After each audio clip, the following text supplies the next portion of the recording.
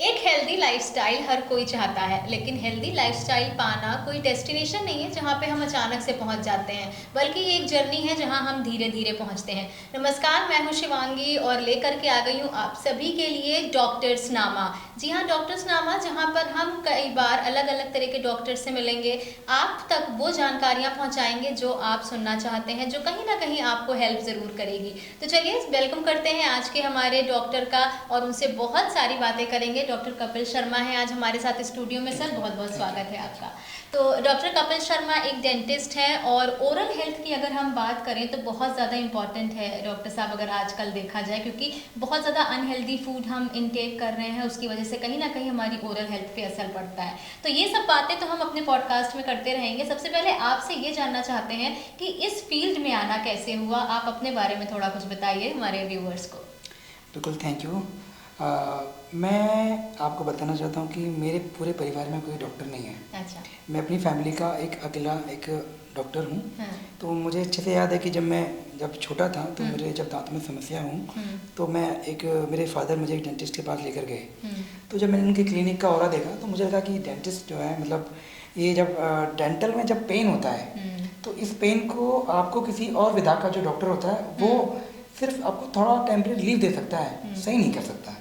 तो मुझे लगता है कि ये एक ऐसी समस्या है कि जब रात को किसी को पेन होता है तो उसको फिर डेंटिस्ट के ही पास उसको जाना होता है। तो मुझे दूसरा एक इसमें फैक्टर ये भी था कि जो डेंटिस्ट होते हैं, आर्ट और साइंस को मिला के जो डेंटल सर्जन काम करते हैं, ये मेडिकल सेक्टर का एक ऐसा फील्ड है जिसमें आर्ट और साइंस दोनों काम करते हैं। इसलिए मैंने डेंटल को चूज़ किया था। और बिल्कुल सही आपने कहा कि भाई जो दांत का दर्द है वो बहुत ज़्यादा, कहते हैं ना कि सबसे ज़्यादा मुझे लगता है कि दांत का दर्द बहुत ज़्यादा परेशान करता है, क्योंकि उसका कोई इलाज नहीं। आप कितना भी पेन किलर खा लो, थोड़े टाइम के लिए असर होता है, बट वो बहुत ज़्यादा टाइम के लिए होता है। तो डॉक्टर साहब, सबसे पहले इसके बाद आपसे ये जानना चाहेंगे कि इस फील्ड में क्या क्या चुनौतियाँ हैं, क्या क्या चुनौतियों का सामना आपने किया।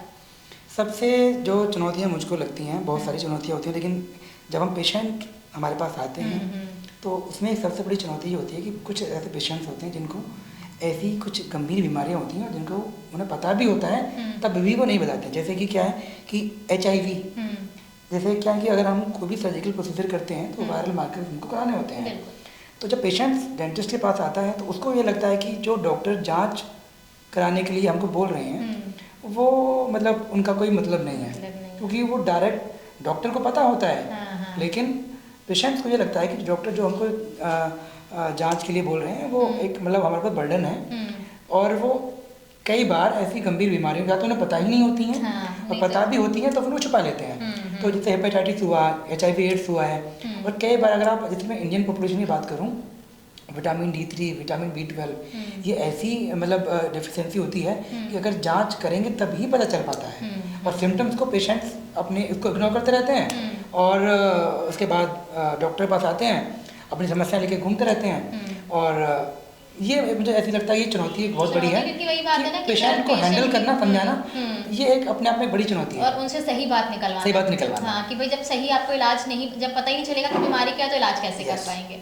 तो ये एक बहुत बड़ा मिथ है अगर देखा जाए, या फिर अगर हम इंडियंस की बात करें तो कई बार अगर हम स्पेशली चलिए अगर हम फीमेल्स की बात कर लें तो वो डॉक्टर्स के पास तभी जाती हैं जब उनको कोई परेशानी होती है। और अगर हम ओरल हेल्थ की बात करें, दांतों के दर्द की बात करें, तो लोग तभी दिखाने डेंटिस्ट के पास आते हैं जब उनके दांत में दर्द होता है। तो ऐसे में आप क्या कहना चाहते हैं, क्या लोगों से अपील करना चाहते हैं? आपके पॉडकास्ट के माध्यम से मेरी सभी लोगों से यही अपील है कि जब अगर किसी को कोई समस्या नहीं है तब भी 1 साल के अंदर एक बार अपन डेंटिस्ट को जाके चेकअप जरूर कराएं। क्या होता है कि जब हमको पेन फील होता है तभी डेंटिस्ट के पास जाते हैं, और हमको डेंटल के केस में तभी जब पेन होता है उस समय की जो कंडीशन होती है वो एक मतलब एडवांस लेवल पर बीमारी बढ़ चुकी होती है जब वो हमारे पास आते हैं। अगर आप चेकअप रेगुलर कराएंगे तो छोटी मोटी जो समस्या होती हैं वो उनको उसी समय डेंटिस्ट, जैसे फिलिंग है या फिर आपको स्केलिंग करनी है, तो इसी चीज़ से आप उसको रोक सकते हैं। या किसी विटामिन की डेफिशिएंसी या फिर आपके दांत टेढ़े मेढ़े हैं एक एज के बाद, तो हम तो सजेस्ट कर सकते हैं। लेकिन जब पेन होता है वो कंडीशन एक एडवांस लेवल की कंडीशन होती है किसी भी ट्रीटमेंट के लिए, कि हमको फिर वो बड़ा ट्रीटमेंट करना पड़ता है। उसमें पेशेंट का नुकसान होता है, उसमें उसकी कॉस्ट बढ़ जाती है, वो सफ़र करता है, वो अलग करता है। मतलब कि सही टाइम पे अगर पेशेंट है, या फिर जैसे आपने बोला कि मंथ में अगर एक बार अपना चेकअप करवा रहे हैं, तो अगर कोई परेशानी भी है तो वो थोड़े टाइम मंथ में। के लिए तो नहीं बोलूँगा, लेकिन ये बोलना मैं सभी के लिए बोलना चाहता हूँ, खाली डेंटल के लिए नहीं, कि अगर आप जैसे आप अपना मार्च में अपना अच्छा, इनकम yearly। टैक्स आप अपना भरते हैं, तो आप अपनी बॉडी का भी तो एक बिल्कुल। मतलब चेकअप कराएं, हाँ जी। इसको भी एक टैक्स के रूप में रखें कि हाँ हमको मार्च के महीने में अपनी बॉडी की फुल चेकअप कराना है। अगर आप छोटी सी 25, 30, 45, 40 रुपए की छोटी छोटी जो जाँच होती हैं वो जाँच हो जाती है। कई बार जैसे आपने 400-500 रुपये की CBC जाँच होती है, उसमें बहुत सारे आपके फाइंडिंग्स आ जाती हैं, तो आपको पता लग जाता है कि आपकी बॉडी में कहाँ किस लेवल पर समस्या हो रही है। कोई इन्फेक्शन है तो पता लग जाता है। इसी तरीके से आप डेंटल का चेकअप वगैरह 1 साल में आप करा लेंगे तो आपको पता रहेगा कि आने वाले कुछ समय के बाद आपके दांतों में कोई समस्या है या नहीं है। तो बिल्कुल डॉक्टर साहब बता रहे हैं कि, और ये बहुत ही इंपॉर्टेंट बात है, क्योंकि अगर देखा जाए तो कोई भी, हमें सारी चीज़ें पता है कि हमारी हेल्थ हमारे लिए कितनी मायने रखती है, लेकिन बस बात वही है कि नज़रअंदाज हर कोई करता है। तो साल में एक बार आप अपना मेडिकल चेकअप ज़रूर कराएं, ताकि अगर छोटी मोटी कोई परेशानी है भी तो वो बहुत बड़ी ना बन जाए कहीं ना कहीं। तो अगर ब्रश करने की हम बात करें डॉक्टर साहब, तो दिन में कितनी बार और कितनी देर तक ब्रश करना चाहिए?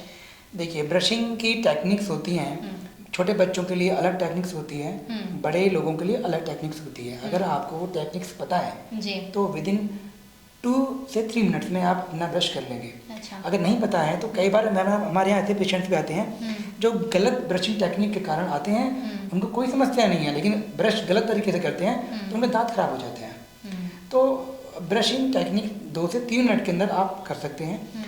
और ब्रशिंग करने के लिए मैं ये बताना चाहता हूँ कि जो जितना महत्वपूर्ण हमारे लिए मॉर्निंग टाइम में ब्रश करना आवश्यक है, उससे ज़्यादा महत्वपूर्ण हमारे लिए रात को ब्रश करना ज़्यादा आवश्यक है। क्या होता है कि आपने कुछ भी खाना पीना खाया, खाना पीना खाने के बाद में आपने टूथब्रश किया और आप सो जाते हैं, तो 8 घंटे या 9 घंटे की जो भी आपने अपनी स्लीप ली है, उसमें आपके माउथ के अंदर बैक्टीरिया हमेशा मुंह के अंदर होता है, तो उसको खाने पीने के लिए कुछ नहीं मिलेगा, तो वो ग्रोथ नहीं करेगा। तो आपकी जो ओरल कैविटी है, जो आपका मुंह है, वो मैक्सिमम घंटे वो साफ नीट एंड क्लीन रहेगा। ये उसका एक अच्छा मतलब बेनिफिट है। तो डॉक्टर साहब अभी बात हुई कि ब्रश करने की टेक्निक अगर सही हो तो जो ब्रश करने का मतलब है वो सही सार्थक होगा। तो अब अगर जानना चाहें कि बच्चों की ओरल हेल्थ की अगर हम बात करें तो उसमें माता पिता को किन बातों का ध्यान रखना चाहिए? माता पिता को अपने जो नए बच्चे मतलब जो बच्चे पैदा होते हैं उनके लिए ये सजेशन है मेरा कि जब आपका या तो 6 महीने आपका दांत निकल जाता है, या तो 6 महीने बाद आप जाके अपने डेंटिस्ट को दिखाएं कि अब इसके आगे जो दांत हैं उसमें क्या करना है।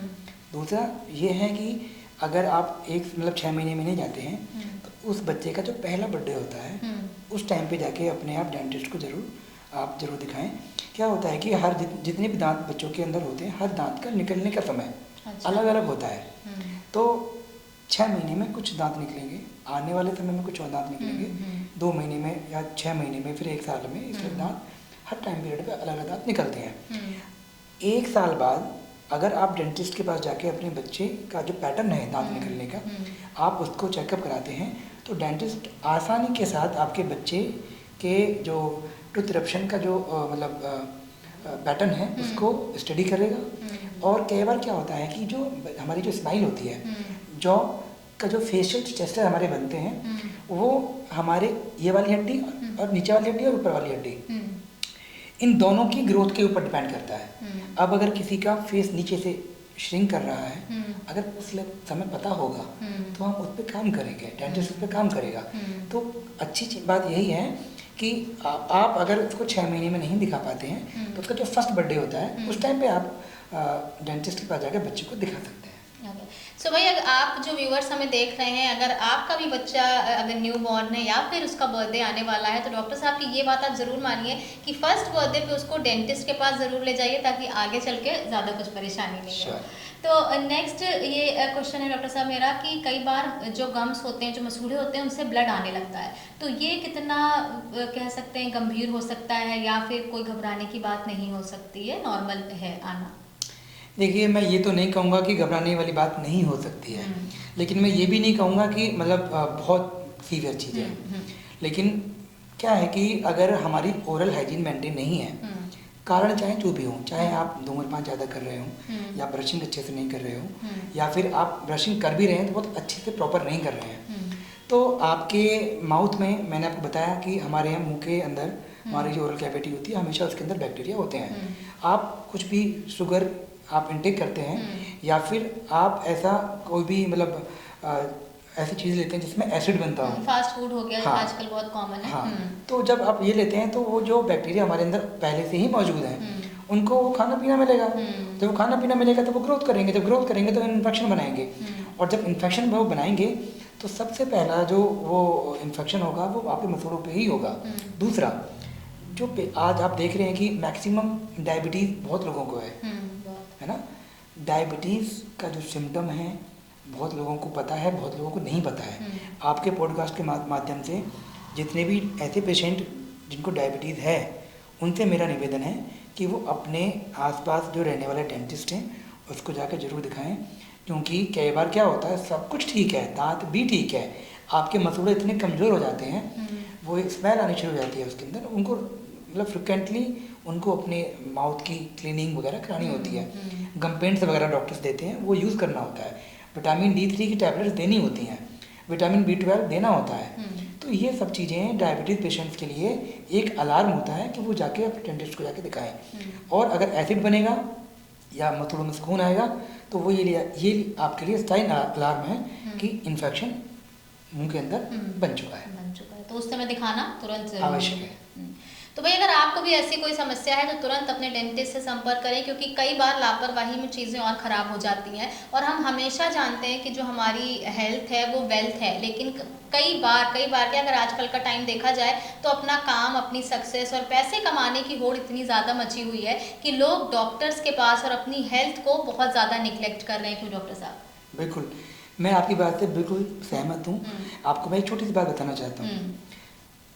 कैल्शियम की कमी इस समय हमारे देश के अंदर मैक्सिमम बच्चों को, बड़े लोगों को, मतलब मिडिल एज में भी और ओल्ड एज में तो होगी सबसे ज़्यादा मिलेगी। महिलाओं के अंदर देखिए, जो लोग नॉनवेज नहीं खाते हैं, उनको विटामिन B12 की कमी सबसे ज़्यादा होती है। जब हम छोटे थे तो अपने गाँव के अंदर हम लोग रहते थे, तो हम सुबह मॉर्निंग में खेलते थे। जब खेलते थे तो हमको धूप मिलती थी। अब क्या है कि बच्चे फ्लैट्स के अंदर रहते हैं और बच्चे खेलने भी जाते हैं तो पेरेंट्स उनको खेलने नहीं देते हैं। पहली बात, बच्चे उठते ही नहीं हैं उस टाइम पे, और उठते भी हैं तो बच्चे मतलब बाहर नहीं खेल पाते हैं, आउटडोर एक्टिविटीज़ बहुत कम हो गई हैं। उसके बाद भी अगर वो बाहर घूमने निकलते भी हैं तो सारे कपड़े पहने रखे होते हैं बच्चों ने, तो धूप उनको मिलेगी नहीं। इसके अलावा जो डाइट आप लेते हैं, डब्बे वाला, थैली वाला दूध पीते हैं, पाउडर से तो वो दूध बनता है, तो आपको, और आप जो डाइट लेते हैं उसमें पूरे मिनरल्स, विटामिन D3 प्रॉपर नहीं मिल पाती है, कैल्शियम, तो आपकी बॉडी में ये इसेंशियल विटामिन मतलब या मिनरल्स होते हैं ना, तो इनकी नीड होती है। तो विटामिन D3 का रोल हमारी बॉडी में सबसे ज़्यादा है। और आजकल मैं देख रहा हूँ कि जो छोटे से और बड़े से जितने भी बच्चे लोग आते हैं, सबको मतलब मैक्सिमम लोगों को डेफिशिएंसी होती है। तो ये है अपनी इसको ये लोग ध्यान दें इस चीज़ पे, और इससे आपकी डेंटल हेल्थ और बाकी भी बहुत सारी आपकी जो ऑल ओवर बॉडी की जो ग्रोथ है वो इफेक्ट होती है।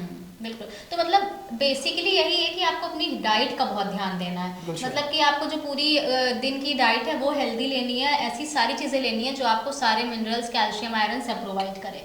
तो डॉक्टर साहब, अगर हम डेंटिस्ट्री की बात करें तो क्या जब से आपने ज्वाइन किया, जब आपने पढ़ाई शुरू की थी और अभी आप अपना खुद का क्लिनिक चला रहे हैं, तो कितना टेक्नोलॉजी चेंज हुई है और उससे कितना फ़ायदा हुआ है? जब हम अपने कॉलेज टाइम में थे तो हमारे कॉलेज में जो एक्सरे की जो टेक्निक्स होती थी, बहुत पुराने स्तर की टेक्निक होती थी। हम जब किसी का दांत बनाते थे तो हम जो टेक्निक यूज़ करते थे वो ओल्ड टेक्निक होती थी, इम्प्रेशन लेना होता था, मतलब बस पेशेंट को बहुत दिक्कत, गैग आता था, बहुत दिक्कत होती थी। और खासकर जो ओल्ड एज पेशेंट्स होते थे उनको बहुत सारी सिटिंग देनी पड़ती थी। कई बार हम लोगों ने किसी का नापा लिया, वो नापा फिट नहीं होता था, फिर दोबारा लैब जाता था, फिर दोबारा लैब से बनकर आता था। लेकिन अब क्या है कि मैक्सिमम चीज़ डिजिटल हो गई हैं। हम एक ही एक्सरे के अंदर पूरे जबड़े का एक मतलब आइडेंटिफाई कर सकते हैं हम एक्सरे के माध्यम से कि इसमें क्या समस्या हो सकती है। जब हम नापा लेते हैं तो डिजिटली हम लोग उसको मतलब विद इन 5 मिनट्स में हम लोग पूरे माउथ का इम्प्रेशन ले सकते हैं। और अब जो छोटे वाला एक्सरे भी होता है वो भी डिजिटल लेवल पर होता है, तो काफ़ी टेक्नोलॉजी इसके अंदर आ गई है, लेज़र आ गया है, तो बहुत सारी ऐसी चीज़ें हैं जो अब एडवांस हैं और एडवांस अब हम लोग काफ़ी एडवांस ट्रीटमेंट की तरफ जा चुके हैं। और मेरा जो क्लिनिक है वो तो कम्प्लीटली मतलब जो हाईली इक्विपाइड जो इक्विपमेंट्स हैं वो मेरे पास अवेलेबल है। ओके, सो लेज़र ट्रीटमेंट और डिजिटल ट्रीटमेंट की अगर हम बात करें तो कितना ज़्यादा यूज़फुल है ये?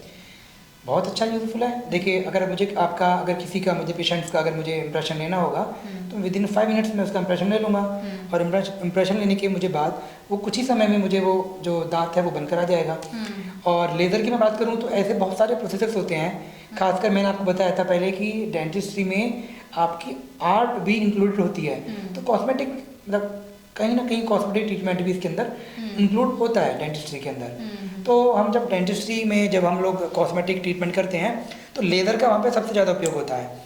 ऐसे बहुत सारे प्रोसेसर होते हैं जहाँ पर मतलब लेज़र की नीड होती है और विदाउट ब्लीडिंग हम उस सर्जिकल प्रोसीजर को कर लेते हैं। लेज़र बहुत ज़्यादा उपयोगी और एडवांस है। ओके, सो अगर हम टूथ इम्प्लांटेशन की बात करें और ब्रेसेस की बात करें तो इन दोनों के इलाज में क्या डिफरेंस है और किसे कब चुनना चाहिए? देखिए ये दोनों अलग अलग ट्रीटमेंट हैं। जो हम इम्प्लांट की बात करते हैं, इम्प्लांट अगर पेशेंट की एज मतलब ठीक एज है उसकी और जो हड्डी है उसकी जो उसकी हड्डी की जो कंडीशन है, बोन की जो डेंसिटी है अच्छी है, हेल्दी है, इन्फेक्शन नहीं है, तो उसमें हम लोग इम्प्लांट लगा देते हैं। इम्प्लांट एक टाइटेनियम का स्क्रू होता है। डिफरेंट कंपनियों के ये स्क्रू आते हैं। छोटी सी माइनर लेवल की सर्जरी होती है। उसको हम जैसे दांत की जो जड़ होती है उस स्क्रू को हम जड़ की तरह यूज़ करते हैं और उसके ऊपर हम कुछ महीनों के बाद जब वो हड्डी उस स्क्रू को अच्छे से पकड़ लेती है तो उसके बाद हम उस पर दांत लगा देते हैं, वो बन जाता है। तो अगर मैं कहना चाहूँगा कि जो कुदरती जो ईश्वर ने जो हमारी बॉडी के अंदर जो दांत दिए हैं उनके बाद अगर कोई मजबूत दांत फिक्स है तो इम्प्लांट ही है और इसमें काफ़ी चलन में है। और ये मैं मतलब मुझे ऐसा मतलब लगता है कि डेंटल हेल्थ को ध्यान में रखते हुए यंग एज के जो पेशेंट्स हैं उनको खासकर इम्प्लांट लगाना चाहिए। अच्छा ट्रीटमेंट है। अच्छा, और ब्रेसेस की अगर हम बात करें तो क्या डिफरेंस है दोनों के? ब्रेसेस जैसे कि अगर किसी का माउथ का जो मतलब जो दांत हैं उनका अलाइनमेंट सही नहीं है, दांत टेढ़े मेढ़े हैं, तो ब्रेसेस में अब दो तरह की जो चीज़ें आती हैं। एक ब्रेसेस वो लगते हैं जो पहले ज़माने में लगा करते थे जिनमें हम बाहर से आपने भी सुना होगा तार बांधते थे। लोग ये बोला करते थे डेंटिस्ट के पास जाके कि हमारे तार बांध दीजिए, दांत हमारे टेढ़े हैं। लेकिन अब चीज़ें एडवांस हो गई हैं। अब लोग मतलब खासकर जो लड़कियां हैं जो या फिर ऐसे लोग जो कैमरे के सामने काम करते हैं या स्कूल जाते हैं, ऑफिस जाते हैं, उनको मतलब अच्छा नहीं लगता है कि यहाँ पे जब वो मुंह खोलते हैं तो उनको मतलब ये दांत मतलब ये वायर दिखाई देता है। दूसरा, जब हम पुराने ज़माने में जब वो वायर लगते थे तो ओरल हाइजीन अच्छे से मेंटेन नहीं होती थी, ब्रशिंग अच्छे से नहीं होती थी। अब उसकी जगह अलाइनर आ गया। अलाइनर में हम लोग क्या करते हैं, एक ट्रांसपेरेंट हमारी प्लेट्स होती हैं, डिफरेंट पेशेंट के हिसाब से जो कंडीशंस होती हैं उन कंडीशन के हिसाब से वो प्लेट्स बनकर आती हैं। उनको हम महीने के हिसाब से पेशेंट को बुलाते हैं, हर वक्त उस प्लेट को चेंज कर देते हैं। पेशेंट उनको लगा के खा सकता है, पी सकता है, अपने ऑफिस जा सकता है, पता भी नहीं चलेगा। और आपके पॉडकास्ट के माध्यम से मैं ये बताना चाहता हूँ कि अलाइनर का जो ट्रीटमेंट होता है बड़ा एक्सपेंसिव होता है। मतलब अगर मैं बात करूँ तो मतलब काफ़ी एक्सपेंसिव होता है। लेकिन मैंने लखनऊ में जब से हम लोगों ने मेरा अपना क्लिनिक शुरू किया है तो मुझे लगता है कि अलाइनर एक अच्छा ट्रीटमेंट है। और खासकर जो ऑफिस गोइंग बच्चे हैं या जो स्टूडेंट्स हैं या मतलब फीमेल्स जाती हैं उनको खासकर दिक्कत होती है, तो हमने बहुत लो कॉस्ट इफेक्टिव हमने मेरे यहाँ पे मिले मतलब पूरे लखनऊ में मुझसे सस्ता अलाइनर कहीं भी अवेलेबल नहीं है। तो बहुत अच्छा उसका रिजल्ट भी है और काफ़ी चीप क्वालिटी पे मेरी कोशिश यही है कि आने वाले समय में उसको मैं और उसको चीप कर पाऊँ जो मैक्सिमम लोगों तक उसको हम लेके जा सकें, पहुंचा सकें। सो आजकल की जो हमारी डाइट है डॉक्टर साहब की, आप सब जानते हैं कि बहुत ज़्यादा अगर हम लोगों की बात करें तो बहुत ज़्यादा अनहेल्दी खाना सब खा रहे हैं और बहुत कम ही ऐसा होता है कि हम पूरी हेल्दी डाइट ले पाते हैं। तो जैसे अगर हम अपनी डाइट की बात करें और लोगों की बुरी आदतों की बात करें जैसे कि पान मसाला खाना, तंबाकू खाना, सिगरेट पीना, तो इन सब का असर हमारी ओरल हेल्थ पे कितना ज़्यादा पड़ता है और कितना खतरनाक साबित हो सकता है? अभी लगभग कुछ महीनों पहले मेरे पास 2 पेशेंट आए, दोनों कानपुर से थे और उनमें से एक पेशेंट थे जिनकी एज 50 प्लस में थी। तो मैंने उनसे पूछा कि मतलब उन्होंने अपनी लाइफ में कभी ब्रश नहीं किया और उनकी माउथ की जो कंडीशन है आप समझ सकते हैं कितनी मतलब वर्स्ट कंडीशन होगी। दूसरे पेशेंट थे, वो लगभग 20 साल से पान मसाला खा रहे थे। देखिए, जब हम पान मसाला खाते हैं, धूम्रपान ज़्यादा करते हैं, तो हमारा जो माउथ है, जो इसकी स्किन है, बहुत सेंसिटिव होती है। तो अगर कंटिन्यू लेवल पे अगर हम इस तरह की चीज़ें जब करते हैं, तो हमारी जो स्किन होती है उसके अंदर डिजनरेटिव चेंजेस आने शुरू हो जाते हैं, और उन्हीं में से कुछ ऐसे लीजन्स होते हैं जो कैंसर तो नहीं होते हैं, बट कैंसर से पहले स्टेज जरूर होते हैं, तो उनको हम प्री कैंसर लीजन बोलते हैं।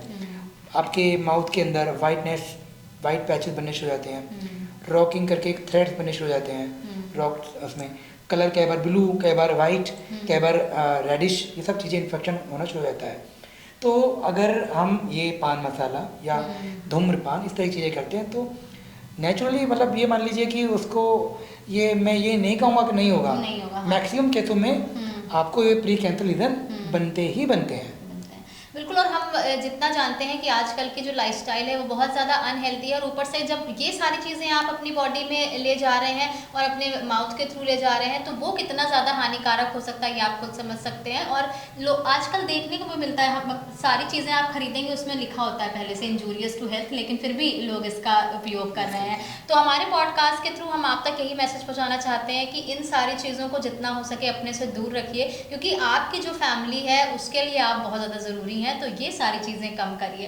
तो डॉक्टर साहब आगे बढ़ते हैं। आगे आपसे ये जानना चाहेंगे कि अगर आयुर्वेदिक चीज़ों की हम बात करें, बहुत से लोग कहते हैं कि तेल और नमक से आप अपने दांतों को साफ़ करिए, या नीम की जो डंठल होती है उससे दांतों को साफ़ करिए, तो क्या ये एक टूथपेस्ट को रेप्लिकेट कर सकता है, क्या उसको वैनिश कर सकता है कि नहीं? देखिए, जब ये टूथपेस्ट नहीं थे, उस जमाने के अंदर भी लोग दांतों से दांत साफ करते थे, हम सब लोग जानते हैं। लेकिन जैसे चीज़ें एडवांस लेवल पर गई हैं, तो मेरा मतलब सिर्फ कहने का ये है कि ब्रशिंग टेक्निक अगर आपकी अच्छी है, तो उसमें आपको बेनिफिट ये होता है कि जब आप ब्रश यूज़ करते हैं, हम जो ब्रश यूज़ करते हैं अल्ट्रा सॉफ्ट ब्रश यूज़ करना चाहिए, हर 3 महीने के अंदर अपने टूथब्रश को चेंज कर देना चाहिए। तो जिस तरीके से हम अपने ब्रश से अपने दांतों को साफ कर सकते हैं, वो दांतों से तो हम साफ नहीं कर सकते। जब ये व्यवस्थाएं नहीं थी, ये सुविधाएं नहीं थी, ब्रश उस टाइम नहीं हुआ करते थे, तो अल्टरनेट जो लोगों के पास अवेलेबल था उस टाइम पे, उसको लोग यूज़ करते थे, और करना चाहिए था, वो उस ज़माने के हिसाब से सही था। बट आज जब ये सब चीज़ हमारे पास है, तो उसको यूज़ करना चाहिए। और कैल्शियम की बात अभी थोड़ी देर पहले आपने करी, तो कैल्शियम और विटामिन डी की कमी का क्या असर हमारे दांतों पे पड़ता है? मैंने आपको बताया कि हमारी विटामिन D3, विटामिन B12, इसकी डेफिशिएंसी से काफ़ी आपकी ओरल हेल्थ ही नहीं, दांत ही नहीं, ऑल ओवर बॉडी के अंदर हर चीज़ में आपकी एफिकेसी पे फ़र्क पड़ेगा। आपकी मसल्स में पेन होगा, आपकी जो ग्रोथ है वो ग्रोथ रुक जाएगी, आपकी हड्डी की कंडीशन अच्छी नहीं होगी, मसल्स अच्छे से आपकी अंदर नहीं बन पाएंगी। तो विटामिन D3 और विटामिन B12 इसका इस समय सबसे ज़्यादा मतलब रोल है, और वो हमको लेना चाहिए। जो भी सप्लीमेंट्स आपके हों, चाहे आप आयुर्वेदिक सप्लीमेंट्स लें या आप अपनी डाइट में इसको इंटेक करें। जैसे आयुर्वेदिक लोगों के पास B12 के लिए ज़्यादा ऑप्शंस नहीं होते हैं, जैसे अलसी के बीज हम लोग यूज़ करते हैं, तो इस तरह की चीज़ें हमको यूज़ करनी चाहिए, और वो उसका उपयोग होता है जी। ग्रामीण अगर हम इलाकों की बात करें, यहाँ तो हम सबको एजुकेट कर सकते हैं डॉक्टर साहब कि किस तरीके से आपको ध्यान रखना है अपनी ओरल हेल्थ का, लोग क्लिनिक में भी जा करके डॉक्टर से मिल सकते हैं, लेकिन ग्रामीण इलाकों की अगर हम बात करें तो वहाँ पे कैसी ओरल केयर है, या फिर वहाँ पे कैसी स्थिति है लोगों की ओरल हेल्थ की? डेंटल की मैं अगर बात करूँ या किसी और फील्ड की बात करूँ, तो मैक्सिमम टाइम लोग डेंटिस्ट या डॉक्टर्स के पास तभी जाते हैं जब उनको पेन होता है। अगर मैं आज इंडिया की भी मैं बात करूँ, तो डेंटल समस्याओं को आज भी लोग सेकेंडरी कंडीशन पे रखते हैं, तो वो तभी डेंटिस्ट के पास जाते हैं जब उनको लगता है कि अब हमारा जो दर्द है या जो हमारी समस्या है वो अब सही नहीं हो सकती है। तो और अगर मैं उसी चीज़ की उसी कंडीशन की बात अगर मैं ग्रामीण क्षेत्र में करूँ, तो वहाँ की कंडीशन तो और भी ज़्यादा ख़राब है। वहाँ के लोग एजुकेटेड भी नहीं हैं और अवेयर भी नहीं हैं। वहाँ पर आप जाके देखेंगे तो गुटखा, पान मसाला सबसे ज़्यादा खाया जाता है, और वहाँ पे उसके बाद ओरल कैंसर की मतलब अगर आप देखेंगे तो फ्रिक्वेंसी भी लोगों के अंदर ज़्यादा है। पान मसाला सबसे ज़्यादा खाते हैं, और खाली रूरल एरिया की बात ही नहीं करूँगा मैं, ये तो समस्या सभी जगह है, और लोग एजुकेटेड नहीं हैं। ये एक बड़ी समस्या, बड़ा चैलेंज है हम लोगों के सामने। तो सर ऐसा डॉक्टर तो आपने बहुत सारी एडवाइस दी हैं व्यूअर्स को कि उनको क्या करना चाहिए क्या नहीं करना चाहिए, लेकिन अगर हम सरकार और संस्थानों की बात करें तो उनको आप क्या चाहते हैं या फिर कैसे कदम उठाने चाहिए ओरल हेल्थ को सही करने के लिए, क्योंकि बहुत सारी फील्ड में सरकार अपना काम कर रही है, लेकिन अगर हम डेंटल की बात करें तो शायद अभी कुछ ऐसा बड़ा सुनने में नहीं आया है। तो आपके हिसाब से कैसे किस तरीके से उनको इसमें काम करना चाहिए? देखिए सरकार की अगर मैं इस समय की मैं बात करूं तो एक सबसे बड़ी स्कीम हेल्थ की स्कीम है, वो है आयुष्मान भारत। हम सब लोग जानते हैं। और जैसे अगर यूपी की मैं अगर बात करता हूँ, यूपी के अंदर उसी योजना को सरकारी कर्मचारियों के लिए दीनदयाल उपाध्याय योजना के नाम से बना दिया गया है। लेकिन समस्या ये आ जाती है कि ना तो आयुष्मान भारत में और ना किसी इंश्योरेंस की पॉलिसी में डेंटल की समस्याएं नहीं है। अगर हैं भी तो बहुत माइन्यूट लेवल की हैं, और इसकी जो नीड है वो सबसे ज़्यादा है। कोई भी हेल्थ पॉलिसी डेंटल के ट्रीटमेंट को कवर नहीं करती है। तो अब डेंटल का ट्रीटमेंट भी एक्सपेंसिव होता है। आप अगर अच्छा ट्रीटमेंट कराएंगे तो एक्सपेंसिव होता ही होता है। दूसरा, उसकी नीड जब ओल्ड एज में पेशेंट जाता है उसकी बहुत सारी समस्याएं होती हैं। लेकिन कोई भी हेल्थ पॉलिसी जो भी लोग आज लेते हैं उसमें डेंटल को इंक्लूड ही नहीं करते हैं। आयुष्मान भारत जैसी इतनी बड़ी योजना के अंदर भी डेंटल इंक्लूडेड नहीं है। तो मेरा सरकारों से निवेदन यही है, जो भी जिम्मेदार व्यक्ति अगर इस पॉडकास्ट को सुन पा रहे हों या मेरा मैसेज किसी भी तरीके से उनके पास तक पहुँचे, तो आयुष्मान भारत में या फिर जो आपके जो आपकी हेल्थ पॉलिसीज बनती हैं सभी कंपनियों की, मैं किसी पर्टिकुलर कंपनी की बात नहीं कर रहा हूँ, कोई भी कंपनी कोई भी पॉलिसी डेंटल ट्रीटमेंट को कवर नहीं करती है। ये सिर्फ इंडिया के अंदर ही है, बाकी आप जाएंगे तो बाहर ऐसा नहीं होता है। तो सर अपने एंड से तो आपने व्यूअर्स तक बहुत सारी बातें पहुंचाई किस तरीके से ओरल हेल्थ का ध्यान रखना है, क्या करना है, लेकिन अगर सरकार और संस्थानों की अगर हम बात करें तो आपके हिसाब से उनको कौन से ठोस कदम उठाने चाहिए ताकि इस जो ये जो परेशानी, ये जो बीमारी है? बिल्कुल, देखिए मैंने ना सरकारी संस्थानों में और प्राइवेट संस्थान दोनों में मैंने काम किया हुआ है। तो जब सरकारी संस्थानों में जब मैंने काम किया तो मैंने देखा था कि बहुत सारी स्कीम्स ऐसी होती हैं जिनमें जो सरकार जिन पे पेशेंट्स की हेल्प करती है, उसमें हेल्प होती है। लेकिन ये दुर्भाग्य है हमारे देश का कि किसी भी सरकार ने इस चीज़ पर ध्यान नहीं दिया है। सरकार की सबसे बड़ी योजना जो हेल्थ की सबसे बड़ी योजना है आयुष्मान भारत, उसके अंदर भी डेंटल की समस्या नहीं है। इसके अलावा जितनी भी आपकी जो पॉलिसीज़ बनती हैं, जो हेल्थ पॉलिसी हैं, आप इंश्योरेंस पॉलिसी लेते हैं, किसी भी इंश्योरेंस की हेल्थ पॉलिसी में डेंटल के ट्रीटमेंट को इंक्लूड नहीं किया जाता है।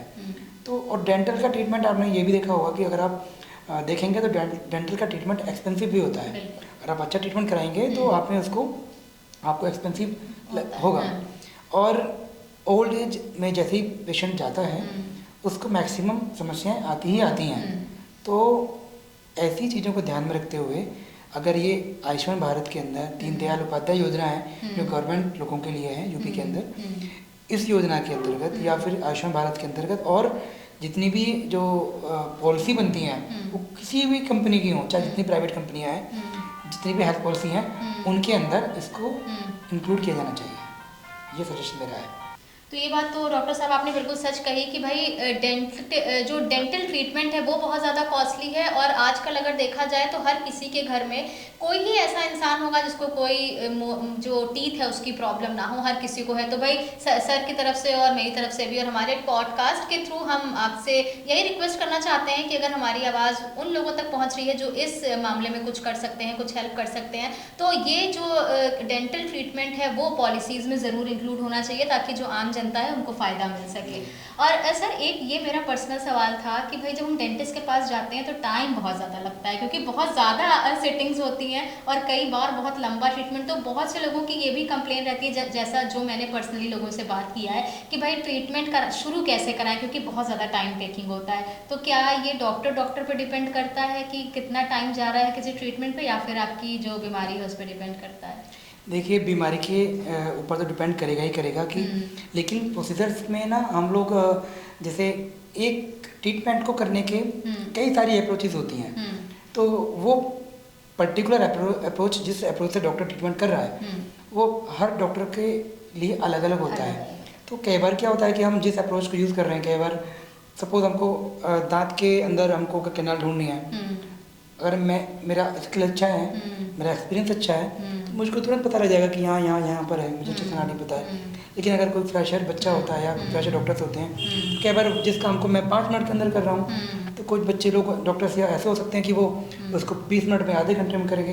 दूसरा क्या होता है कि अप्रोच की जो मैं बात कर रहा था, तो अप्रोच में सिर्फ यही है कि जैसे मैं किसी ट्रीटमेंट को 3 सिटिंग में करता हूँ, मुझे उससे रिजल्ट अच्छे आते हैं, और सेम ट्रीटमेंट को कोई 1 सिटिंग में कर देता है, तो पेशेंट की कंडीशन के ऊपर और डॉक्टर के टाइम के ऊपर भी, और प्रोसीजर की जो एक पैटर्न है प्रोसीजर को करने का, उस पर सब चीज़ डिपेंड करती है। ओके, तो सर बहुत सारी चीज़ें आपने हमको बताई, हमारे व्यूअर्स तक बहुत पहुंचाई, तो थैंक यू सो मच हमारे स्टूडियो में आने के लिए और डॉक्टर्स नामा पे अपनी जो सारी बातें वो हमसे शेयर करने के लिए थैंक यू सो मच। तो आज हमारे साथ स्टूडियो में थे डॉक्टर कपिल, जो कि एक डेंटिस्ट है, और उन्होंने बहुत सारी चीज़ें ऐसी आप तक पहुँचाई जो आपके लिए कहीं ना कहीं कारगर साबित हो सकती हैं। तो बहुत ज़रूरी है अपनी ओरल हेल्थ का ध्यान रखना, जो लोग काफ़ी ज़्यादा निगलेक्ट करते जा रहे हैं। तो डॉक्टर्स नामा का आज का ये एपिसोड यहीं वाइंड अप हो रहा है। अगले एपिसोड में फिर किसी नए डॉक्टर के साथ किसी नए विषय पर चर्चा होगी। तब तक आप क्या करना है, अपनी जो हेल्थ है उसका ध्यान रखना है, क्योंकि जो हमारी हेल्थ है वो सबसे पहले आपके लिए आनी चाहिए। तब तक के लिए take care and good bye.